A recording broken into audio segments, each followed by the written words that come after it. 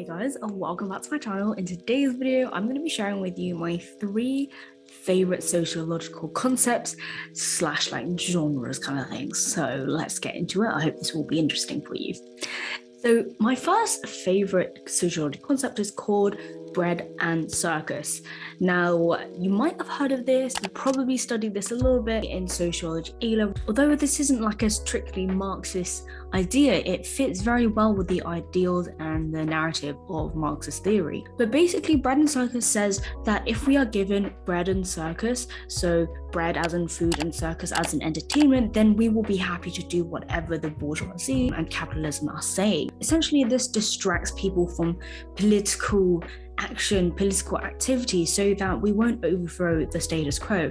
And if you think about it, this is kind of true in today's day and age. We have social media, we have an array of food. You know, I'm a self-confessed like food lover. I live for food. Netflix is like a big thing, social media, of course, news, debating endlessly about political things, but not actually actively thinking critically and getting involved to actually change the thing that we want. This is why it's really important to pay attention to what media that we're consuming. And it's also important that we can use media, we can lobby people, we can create our own social media platforms to tackle issues that we feel are relevant.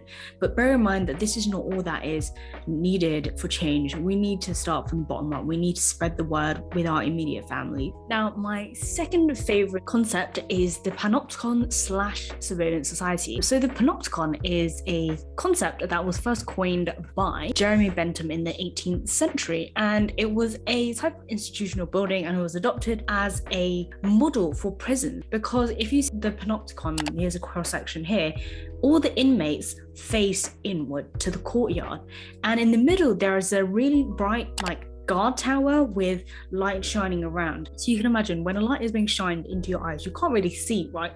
So the inmates can't see the tower, and they can't see if there's a guard inside the tower. So they won't know if they're being watched, but they will act like they're being watched at all times. And how this relates back to surveillance society is Foucault. He argued that society has become disciplinary, and well, it is disciplinary and punitive. And because we are being watched at all times, we feel like we're being watched by our friends, our family. It's kind of like the walls can hear us. It's more the idea that we have to behave because we know that there are consequences if we do not behave, i.e. social punishment, actual jail time. If you're studying AQA Sociology A-level, you'll probably cover this topic in crime and deviance, which I found really interesting and was my first exposure to this concept. So my second favorite kind of concept is the Sociology of Death. This was a module that I studied in my final year in my first semester, and it was so interesting. We explored ideas of is death taboo? You know, we say that death is taboo, but we're constantly talking about death. You know, given the current situation when there are a lot of people unfortunately dying, how does this change the way that we look at death? Back in the day, people would do big rituals and hold their loved ones and all of that, but now death is confined to cemeteries, graves, hospitals, morgues and all that.